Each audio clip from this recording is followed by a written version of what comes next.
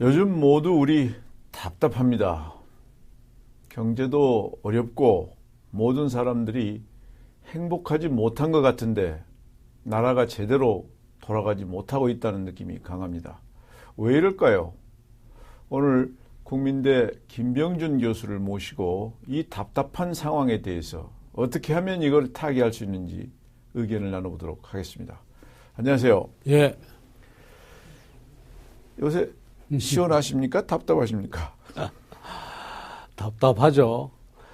공직에 있을 때는 정말 그야말로 참 여러 가지 고민이 지금보다 더 깊었는데 거기서 빠져나오니까 뭐 시원하긴 합니다만은 뭐 또 안에서 고생할 때보다 더 답답한 것 같습니다. 그러니까 이제 우리 고 노무현 대통령을 네. 모시고 네. 국가 전체의 정책 이거를 네. 다루는 정책실장을 하셨잖아요. 예. 그때는 이제 책임감을 가지고 예. 여러 가지로 고민을 많이 하셨을 거고 그러나 그때 국가 전체를 보는 입장이셨기 때문에 그 이후에 이 국가가 돌아가는 전체적인 상황 예. 이거를 보는 눈이 좀 남다르실 텐데요. 예. 현재 상황을 좀 느끼는 대로 좀 무슨 말씀해 주시죠. 제가 답답하게 여기는 거는 때로는 문제 자체가 잘 떠오르지도 않아요.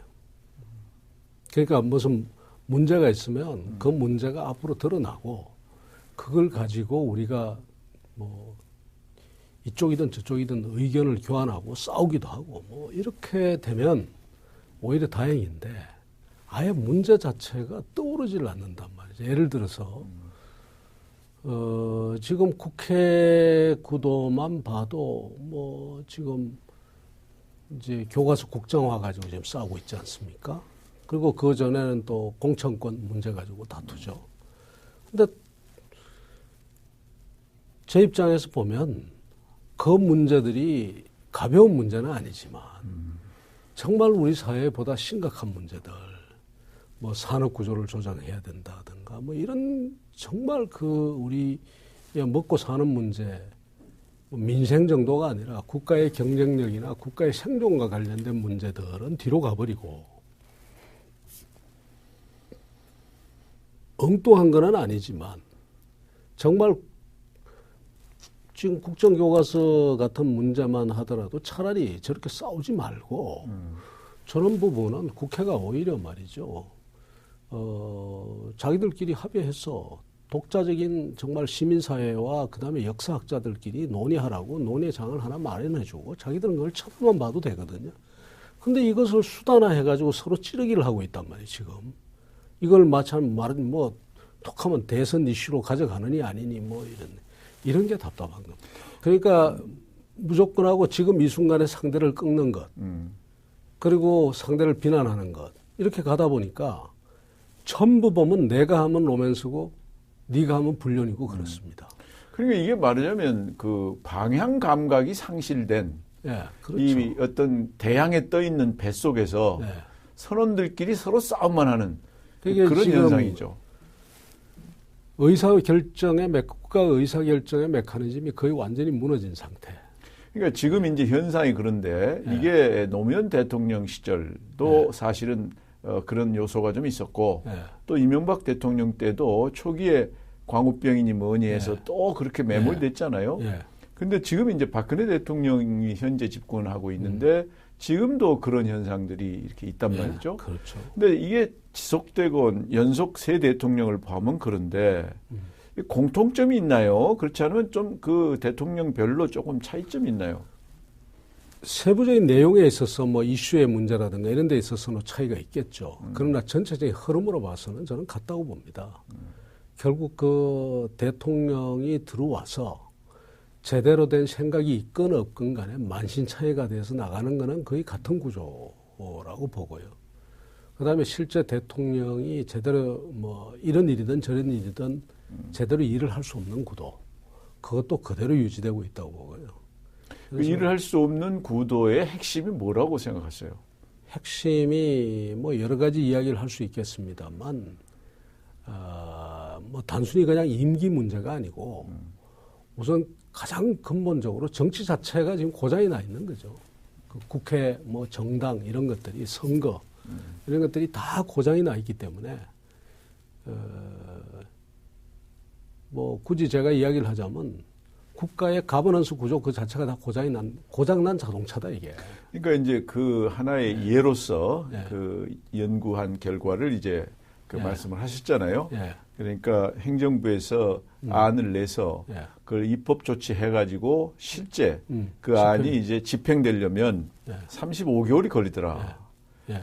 이런 이제 연구 보고서를 예. 그 말씀하셨는데 그거 좀 더 구체적으로 말씀해 주시겠어요? 우리가 이제 하도 답답하니까 정부에 있을 때 제가 이제 청와대에 있을 때 저희들이 답답하고 대통령도 답답하고 다 그러니까 도대체 이게 행정부에서 이야기되기 행정부 입법만 하더라도 행정부에서 거론되기 시작해가지고 관료 데스크를 떠나서 이렇게 쭉 행정부 안에 절차를 거치고 국회 통과하고 나와서 하여튼 집행되기까지 얼마나 걸리느냐. 김영삼 정부 들어서고 난 다음부터 시작해가지고 법 개정이 되고 제정된 거 3,800개 정도를 그 조사 시점까지. 네, 2006년까지 전수조사를 했습니다. 네. 그 해서 계산을 했더니 약 35개월이 나온단 말이죠, 평균. 그러니까 정부에서 뭘 하겠다고 아이디어를 내가지고 예. 그게 국회에서 법안으로 성립이 예. 되고 집행까지 가려면 35개월이 걸린다. 거기서부터 집행하는데 또 얼마가 걸릴지 또 알 수가 없는 건데요. 그것도 그나마 살아남은 법률들입니다.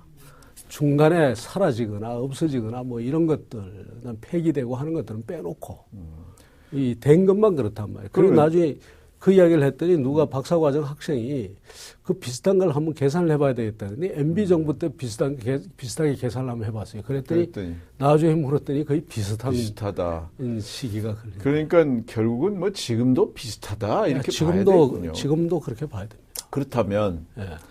결국 이제 이 사회를 변화시키는 예. 이 주체들이 많이 있지만 예. 그렇지만 아직 한국의 현실로 봐서는 대통령이 제일 그 중에 주동적 역할을 하잖아요. 그렇습니다. 그런데 그 대통령이 이 사회에 어떤 그 고쳐야 될 요소가 있을 때 고치려고 하는데 그리고 자기의 철학을 예. 또 자기의 비전을 예. 결국은 입법 활동을 통해서 하는 거 아니겠어요? 예, 입법 활동을 통해서 하고 그다음에 시간이 걸리는 게 국회도 국회지만 행정부 안에서도 오래 걸립니다. 왜냐하면 행정부 관료가 스스로 뭘 해가지고 그렇게 올려고 그러지 않거든요. 뭐 툭하면 용역 주고 무슨 공청회를 갖다 돌리고 또 돌리고 회의를 수십 번 하고 말하자면 이건 누가 봐도 명백한 결론이 있는 것도 이걸 몇 번을 돌려야 된단 말이에요. 그 책임 때문에 그렇죠. 책임 때문에. 그러니까 또 어떤 거는 자기가 다 결정해놓고 그다음에 또 용역을 줘가지고 거기서 용역 결과 기다리면서 또 1년, 2년을 또 허송세월을 합니다. 그리고는 결정 안 하고 회의만 그냥 계속 했다가 이쪽 부서로 갔다가 저쪽 부서로 갔다가 협의해오라, 뭐 합의해오라. 이게 이제 전체적으로 우리 가버넌스 구조가 그렇게 변해버린 겁니다. 네, 그러니까 이게 결국은 대통령이 누가 돼도 네. 자기가 생각하는 거를 현실화시키는데 네. 일단 법적 과정만 35개월이 걸리니까 네. 그 이후에 공무원들이 어떻게 움직이냐는 또 남아있는 거고 네, 남아 있습니다. 결국은 아무리 좋은 비전을 갖고도 네. 그걸 현실화하는데 참 어렵다. 어렵습니다. 이게 김영삼, 김대중, 노무현, 이명박 대통령까지는 경험적 연구로 이미 그렇게 증거가 있고 지금 느낌으로 봐서 박근혜 대통령 때도 똑같다.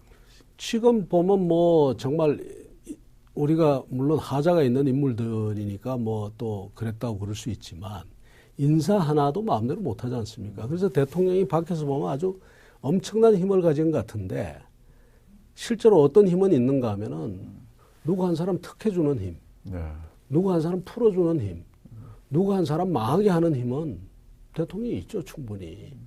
근데 그게 아니라 우리 국가를 근본적으로 변화시키는 산업구조를 변화시키고 그 다음에 우리의 조세구조를 변화시키고 우리의 말하자면 여러 가지의 이 사회적인 관행을 변화시키고 하는 그런 힘이 있느냐. 그런 힘은 저는 없다고 생각합니다. 그 최근에 지금 네. 4대 개혁을 추진하고 있지 않습니까? 네. 그런데 그것도 내용을 보면 거의 뭐 지금 한둥만둥이죠. 무늬만 개혁이지 의미가 없는 그런 성격인데 결국 이거는 우리 사회 전체가 누가 대통령이 돼도 자기 나름대로의 뜻을 그렇습니다. 펴기가 어렵다. 그렇습니다. 그래서 제가 이제 쉽게 이제 그렇게 이야기합니다. 얼마나 많은 대통령이 그 만신 차이가 돼서 나가야지 우리가 이것이 단순히 사람의 문제가 아닌 시스템의 문제고 그다음에 우리 헌정 체계와 가버넌스 구조의 문제라는 것을 우리가 느끼게 된다. 이게 이제 그 민주화하고 관계가 있다 예. 이렇게 볼 수도 있을 예. 거고 예. 또 우리의 그 정치 상황이 이게 아주 낭비적이고 비효율적이다. 가장 근본적인 원인은 지금 현재 정치고 정당이라고 좀 봅니다. 이게 사실 어떻게 보면 이 완전히 이 말하자면 공장의 엉망인 거죠. 뭐 공장의 엉망이고 공정의 엉망이고 지금 뭐 도저히 이런 정치 질서 아래서 뭐가 될 수 있겠습니까? 그런데 정치 질서가 이렇게 된 이유가 뭐라고 생각하세요? 여러 가지가 있겠습니다만 기본적으로 지금 국회부터 이야기를 드리자면은 뭐 정당이고 뭐가 이제 안 해야 될 일까지 너무 지고 많이 지고 있습니다. 지금 저는 좀 국회가 좀 철저히 바뀌어야 된다고 생각하는데 왜 모든 것을 자기들이 결정해야 됩니까? 자기들이 결정할 수 없습니다. 예를 들어서 국정교과서 문제 자기들이 결정한다고 하면은 6개월 싸움할 거 아닙니까? 1년을.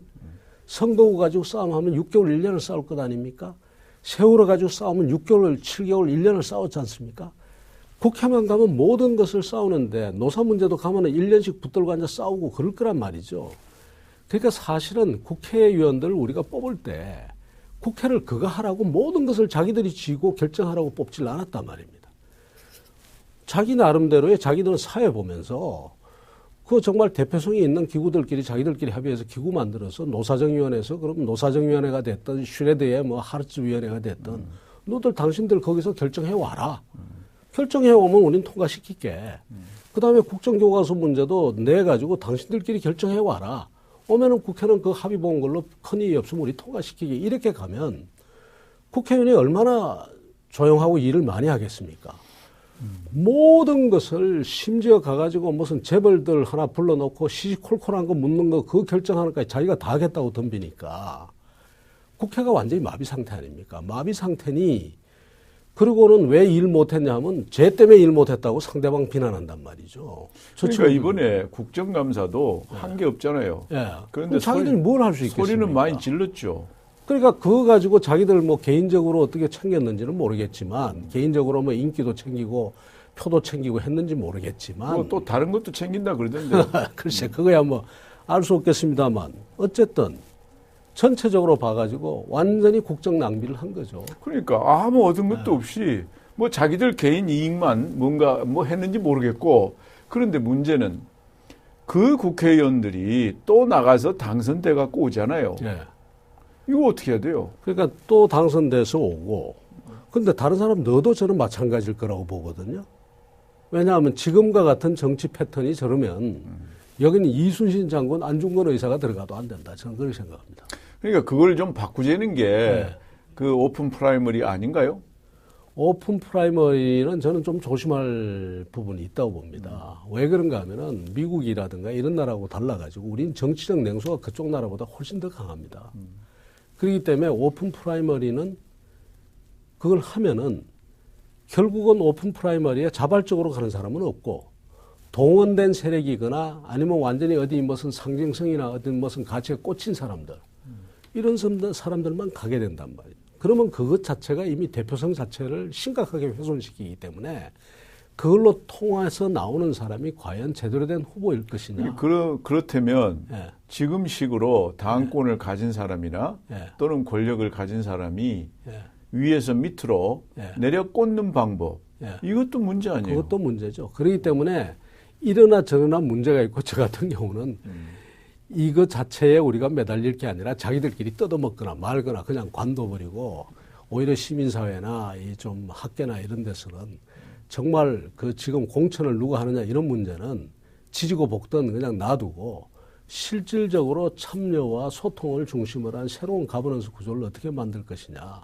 이런 문제에 더 신경을 썼으면 근데 좋겠다. 국회의원들이 계속 저런 식으로 행태를 보이면 이게 한계가 있는 거 아니겠어요? 누가 뭐 시민사회에서 뭘 어떻게 하든 간에. 그래서 이제 이것이 참 얼마나 가능할지 모르겠습니다만 저 밑바닥에서부터 지방의회부터 바로잡는 것부터 시작해서 시민들이 실질적인 활동을 해가면서 가다 보면 지방의회는 더 심하잖아요. 그거야말로 지금 우리가 지금 이러자고 지방자치한 거 아니거든요. 그러니까요. 완전히 그 중앙정치의 그 썩은 물이 그 완전히 이 파이프라인을 그대로 타고 와가지고 지방을 갖다 완전히 다 오염시켜 놨습니다. 그러니까요. 오염시켜 놓고 말하자면 지방의회 의원이고 뭐고 전부 그냥 그 국회의원이나 공천권을 가진 사람한테 줄 서는 구도로 다 만들어 놓고. 그러니까 지방의회도 줄 서고, 예. 예, 국회의원도 예. 공천권 가진 사람한테 예. 줄 세고. 예. 그러니까 이거는 권력을 갖거나 당권을 가진 사람의 힘이 엄청 세질 수밖에 없고. 예. 근데 그 사람들은 자기 식구 챙기는 데 더 관심이 있지 다른 관심보다도. 예. 그러니까 국정 운영에 총력을 다하는 또 그런 모습을 보이지 않고. 그러니까 엉망인데 좀 하나 화제를 바꿔서 관료 조직도 엉망 아니에요? 관료 조직도 엉망이죠. 요즘 관료들의 모습이 옛날보다 더해졌습니다. 전혀 어떤 사명감 뭐 이런 게 안 보이잖아요. 사명감이 어떻게 생기겠습니까? 그 뭐 조금만 움직이면 모든 법이고 영이고 지침이고 규칙이고 어마어마하게 뭐 우리 지금 법과 영만 해도 지금 4,000개인데 거기다가 무슨 각종의 지침에다가 내부 규정에다가 하면은 수만 개가 될 거 아닙니까? 그러니까 그 수만 개 속에 갇혀 있는데 그게 하나하나가 다 쥐레인데 그러니까 쥐레밭 속에 일부 있는데. 관료들은 예. 이 결제라는 거를 본인이 하기 전에 예. 저 민원을 가지고 온 사람 보고 예. 법률 회사에 가서 예. 5대 로펌 예. 중에 2개를 선택해서 변호사들의 의견서를 써와라 그런다는 거예요.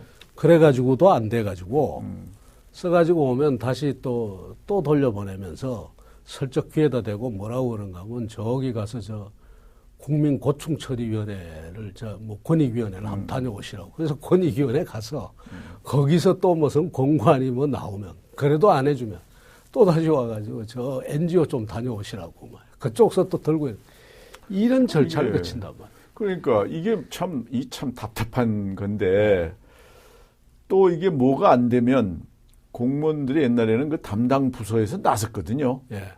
가령 뭐가 수출이 어렵다. 예. 그러면 수출 담당 부서에서 야, 왜 이러냐? 야, 대책을 갖고 나와. 이렇게 했거든요. 예. 요즘은 그런 모습이 안 보이잖아요. 지금은 그러다가는 잘못하면은 다치죠. 왜 다쳐요? 자기 일을 열심히 하는데. 일을 하다 보면은 지금 우리의 법령 체계가 정부 안에서 이렇게 일을 하다 보면은 일을 하게 만든 법령 구조가 아니라 움직이지 못하게 하는 법령 체계가 되어 있습니다. 그러니까 뭐가 움직이면 바로 뭐가 들어가는가 하면 벌써 그거 들어갈 거 아닙니까? 돈이 들어가지 않습니까? 그럼 벌써 출장비 어떻게 썼느냐 문제. 뭐 쉽게 말해서 그거부터 이제 나오는 겁니다. 그 다음에는 가가지고 하다 보면 고함 지르면은 그 다음에는 그거 자체가 또 문제가 될 수가 있고. 그러니까 뭐 사진 한 장 잘못 찍었다고 그냥 목도 날아가고 다 하지 않습니까? 요즘 그런 이제 분위기도 있지만 이 한 부서다. 그런 그 부서는 장관이 책임지잖아요. 예. 근데 장관이 책임지려면 장관한테 인사권이 있어야죠. 그렇습니다. 근데 요즘 뭐 최근도 그렇고 지난번 정부도 그렇고 장관 인사권이 별로 없지 않습니까? 예, 장관들 뭐 듣기는 말이 하면 뭐 국가장까지 다 어디서 한다고 그러는데 그 노무현 대통령 때는 어떻게 하셨어요? 될 수 있으면 인사권을 인정을 많이 해줬죠. 많이 인정해줬습니다. 차관급까지는 뭐 청와대가 깊이 관여하고 뭐 그렇게 했는데 그 이하는 비교적 해줬는데요. 문제는 대통령이 그걸 알아야 됩니다. 대통령이 자기 이름으로 자기 의사하고 관계없이 자기 이름으로 호가호위하는 세력들이 엄청나게 많이 있을 수 있다. 실제 그렇습니다. 실제 그렇죠. 대통령이 한마디 하면 거기다가 중간에 있는 참모들이 자기 이야기를 끼워 넣거든요. 경험담이죠. 네. 자기 이야기를 끼워 넣습니다. 끼워 넣고 그다음에 부처 장관한테 이야기를 하면 부처 장관은 또 자기 이야기를 또 거기다 자기 민원을 또 끼워 넣거든요. 그러다 보면 대통령이 하나 한 게 밑에 내려오면 100개가 되고 1000개가 됩니다. 그러니까 온 천지 대통령이 다 했다는데 물리적으로 계산을 해봐도 대통령이 그 사람을 다 할 시간이 없습니다. 문제는 중간에 있는 호가호위 세력. 예. 그거를 대통령이 컨트롤 잘 해야 되는데. 그러니까 대통령이 아예 뭐는 안 한다고 선언을 해줘야 됩니다. 그 참모들한테. 그래야지 참모들이 거짓말을 안 하거든요. 자기 걸 끼워 넣지 않는다는 거죠. 내가 말하자면 대통령 사인이 들어가기 전에는 내 말이라고 듣지 말아라든가 물론 이제 그것도 어려운 이야기입니다만. 그 이제 행정 여러 가지 이제 문제가 있겠지만 사단장이 장관인데 이 최전방에서 움직이는 사람들이 이제 그 사단장 밑에 과장, 사무관, 뭐 국장이고 그런데 사단장이 자기들에 대해서 잘못에 의해서 상보를 줄 권한이 없다. 그게 인사 권한이에요? 예. 그럴 경우에 그 열심히 움직이겠어요? 예, 그렇습니다. 그래서 지금 인사가 잘못됐다는 이야기가 계속 나오지 않습니까? 과다하게 이제 상위 부처, 특히 청와대가 개입한다는 이야기도 많이 나오고 하는데 그런 부분은 정말 조심해야 됩니다. 그러니까 이제 종합적으로 보면은 정치권도 엉망이고 현장에서 정말 국가를 이렇게 실질적으로 움직이는 관료 집단들도 책임감을 가지고 또는 사명감을 가지고 안 움직이고 있고 그러니까 나라 전체가 이게 뭐가 해결되는 것도 없고 어느 방향으로 나가는지도 잘 모르겠고 이런 상황이다. 그렇게 보는 거죠. 어떻게 해야 돼요? 이게 기본적으로 지금 굉장히 큰 이야기입니다만 지금 현재의 국가 운영 체계가 저는 다 바뀌어야 된다고 봅니다. 어느 식으로 어떤 식으로? 예를 들자면 지금 현재 대통령 그다음에 의회 관료 체제 이렇게 가는데 기본적으로 대의제 구도 아닙니까? 기본적으로 지금 뭐 선거로서 대통령을 뽑고 그다음에 국회의원 뽑아가지고 국회에서 이렇게 운영하고 하는데 저는 저보고 이야기하면 제일 먼저 관건이 전 제대로 된 분권. 지방 분권 말씀하시는 거예요? 지방 분권을 통해 가지고 결정권을 분산시켜주고 그 분산된 결정권 위에 지역의 주민이 직접 참여하는 대의제적인 구도가 아니라 직접 참여의 기제를 지금보다 훨씬 더 강화하고 또 그런 것을 통해 가지고 밑에서부터 위로 이렇게 그 의견이나 이해관계가 수렴되는 그 구조를 만들어 줘야지 된다. 그런데 지방 분권을 한 결과 지금 지자체들이 제대로 경영을 하고 있느냐? 그래서 지금 잘못된 지방자치를 만들어낸 게 중앙 정치인들이거든요. 자기들 이해관계로서 지방자치를 디자인했지 지방자치를 위한 디자인을 한 게 아니란 말이죠. 그래서 결국은 이걸 이겨내려면 저는 이 중앙정치부터 분권하는 그 자체도 분권을 안 할 거거든요. 이 사람들이. 분권을 안 합니다. 지금 보십시오. 지금 새정치연합만 하더라도 김대중 대통령과 노무현 대통령 같이 분권을 생명처럼 생각했던 김대중 대통령은 지방자치하자고 단식을 했던 사람이고 노무현 대통령은 처음부터 끝까지 분권을 통한 공동체의 활성화가 대한민국을 살린다고 이 죽는 날까지 그런 신념을 가졌던 사람입니다. 그런 대통령의 사진을 들고 표를 얻으러 다니는 사람들이 지난 몇 년 동안에 제대로 된 분권을 위한 법안 하나를 제대로 발의한 적이 없습니다. 그건 뭔가 하면 국회의원 스스로들이 중앙정치이고 중앙집권적 구조의 이해관계를 가진 사람이기 때문에 분권을 제대로 안 하게 돼 있다는 겁니다. 그러니까 결국은 어디서 일어나야 되는가 하면 저 같은 경우는 어렵지만 돌아가고 멀지만 지방에서 지역 시민들이 누가 나서든 나서가지고 지방의회부터 저는 견제해서 거기서 민회를 형성하든 시민의회를 만들든 지방의회하고 지방의회를 지금 현재의 의회를 완전히 부수거나 아니면 그걸 뛰어넘는 그런 노력들을 밑바닥부터 해줘야 대단한 일종의 혁명적인 변화인데요. 그런 변화를 이끌려면 어느 시대 어느 역사를 보더라도 주도 세력이 있지 않습니까? 그 주도 세력이 그런 분위기를 형성을 해야 그런 게 되는 건데 그건 누가 할 겁니까? 이제 여러 사람이 하자고 나오겠죠. 우리가 지금 진짜 이래가지고 안 되겠다는 생각이 들면은 제가 어디 이 비슷한 글을 썼더니 연락 오는 사람들이 꽤 있더라고요. 이 사람들만 다 합쳐도 뭐가 몇 군데에서는 될 수 있겠구나. 그리고 사실은 혁명이라는 게 우리 그 옛날 최인훈의 소설에도 그러지 않습니까? 혁명이 가능한 시대는 아무 때도 어느 때도 없었다. 그러나 때때로 혁명이 일어나거든요. 우리가 지금 이렇게 답답하고 하는데 질문만 바로 하면 이것이 대통령 바꿔서 될 문제가 아니고 시스템이 잘못이고 헌정체제가 잘못이고 가버넌스 구조가 잘못이구나라는 그 질문을 하게 되면 저는 적지 않은 사람들이 밑바닥에서부터 움직이지 않을까라는 밑바닥에서부터 이제 움직일 수 있는 분위기는 많이 있는데 그 분위기를 어느 방향으로 가게 하기 위해서는 역사를 보면은 지식인들, 예. 그 시대를 이끄는 지식인들, 예. 그리고 그 언론인들, 예. 이분들의 역할이 크잖아요. 예. 근데 지금 우리 현상은 그렇지가 못하지 않습니까? 어떤 뭐 계기가 있지 않을까. 제가 지금 사실은 뭐 그런 데 희망을 걸고 있습니다. 같이 좀 하시죠. 막연한 희망을 갖고 계시는 것 같은데. 아니, 참 우리 답답합니다.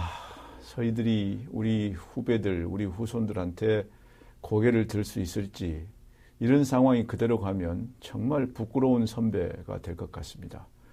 이런 상황 어떻게 하든지 우리가 해결을 해야 하는데, 먼저 저 자신부터, 또 우리 김병준 교수부터 한 시대의 지식인으로서 뭘 할 것인지 함께 고민하겠습니다. 오늘 감사합니다. 예, 감사합니다.